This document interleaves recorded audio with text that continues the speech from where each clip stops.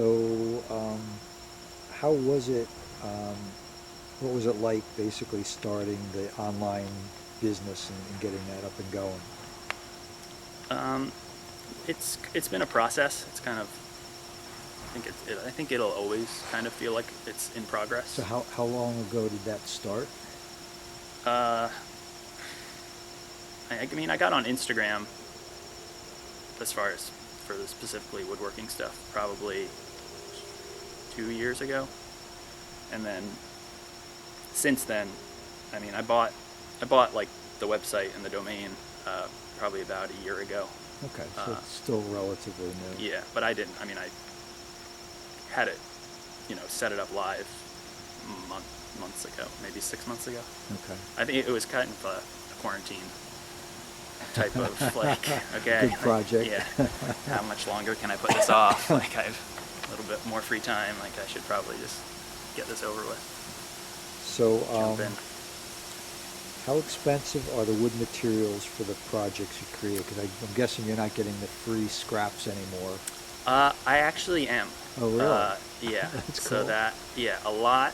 I would say 98% of the materials I Really? don't buy. Um, That's awesome. yeah, yeah. And I mean, it's nice. So the set building job, they aren't using nice wood, Right. but they're using a ton of plywood.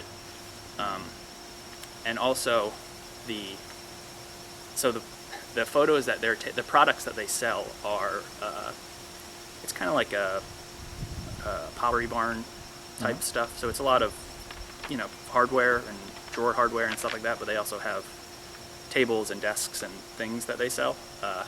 So we have photo samples to put in the photos, and Yeah. as those cycle through, they get rid of them because over the course of the photo shoot or a few photo shoots, things get scratched and dinged, and they're not sellable products. Right. Um, so sometimes I do get nice wood that they're throwing out. I noticed, I think it was on Instagram, you made a comment that you repurposed a piano top or something? Yeah, that was amazing. So somebody was throwing out.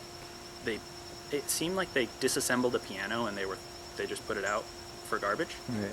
So it was just several like big panels of like it's like dark brown piano wood. Right.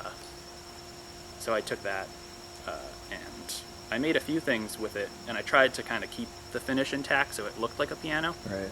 But on the last thing was a desk, and it was kind of scratched up, and there was like a big burn on the bottom of it. So I was like, I'll just sand this down, and I sanded it down, and it was like it was so much more beautiful. I was like, damn, I really should have done this for everything.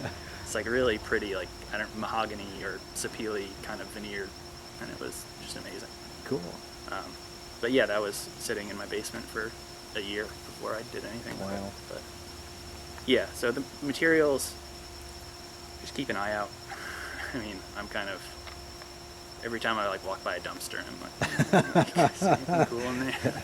Dumpster diving for wood. Yeah, or wood shops. I mean, I live in Portland, Oregon, and there's a few furniture shops in the Right. neighborhood that they'll put out their scrap bin every once in a while, or if you talk to them, sometimes you can just go in and go through the stuff that they're throwing out. Right. And they don't mind, I mean, they kind of appreciate it because, again, to them it's just keeping garbage around, but to me it's like, give me all of it, please. So one of the questions was how expensive are the wood materials? So they're really not Yeah, expensive I mean, at they all. can, like, I think, so the nature of, the things that I'm making are kind of tailored to the materials that I have. Right. So it's like I'm making smaller things, or, with the turnings, with like segmented bases, you don't need this wide, Right. long, beautiful plank of wood, but Right. it can get expensive for sure. Yeah, yeah. Trying to you know, making a hardwood desk, it's like you would think maybe not that much, but just the materials kind of Yeah. gets intimidating. Can add up very quickly. Yeah. So what kind of struggles did you face along the way, if any? I struggle. I was trying to put myself in a position where I could have access to things that I would struggle to find. Like, so my first job, I was working in a wood shop that was probably as well equipped as any shop I'll ever work in Right. for the rest of my life. So I didn't fully appreciate that at the time, but I kind of did. So I was like, okay, I need to, like, my next job, I worked in Brooklyn, and then when I was moving to Portland, I was looking for a job, and I was like, I want to work in a wood shop.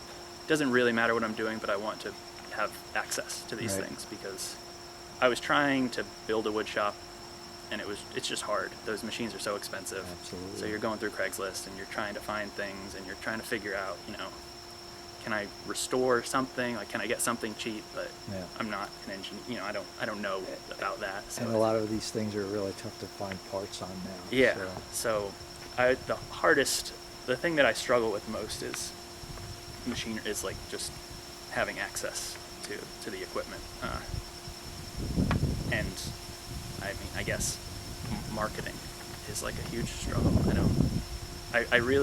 I love making things, and I love giving things to people, but like selling things just is like very difficult. It's like makes me like really uncomfortable sometimes. a true artist. So I feel like I still look at myself as like kind of as a beginner.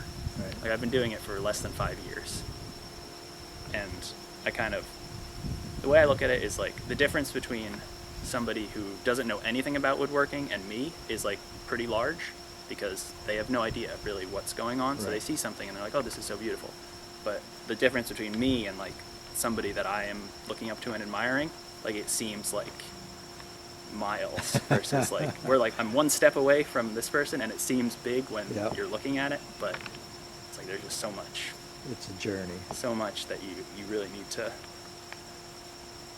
work on, being confident in the things that you're making, even though you know that they aren't perfect. But nothing's perfect. But that's something I struggle with, I think. All right. Was there ever a time that you wanted to give up? No. Well, not woodworking. I mean, Yeah. there was a time I had some issues with my wrist, not due to woodworking, but just had some surgeries on my wrist that made it difficult to do the work I was doing. So there was a time when I was considering, do I want... I always wanted to be able to woodwork as a hobby. Like, I want to do that for the rest of my life, definitely. So the question was, do I want to kind of make this my profession and kind of, struggle with my wrist as a job and then as a hobby also? Or do I want to just find a job doing something else Right. to be able to support a hobby and to be able to kind of increase the longevity of it? And I did try that. I got a job as a website tester for about 8 months, and then I decided that I don't want to do that. That wasn't in the cards. Yeah, it did not work out.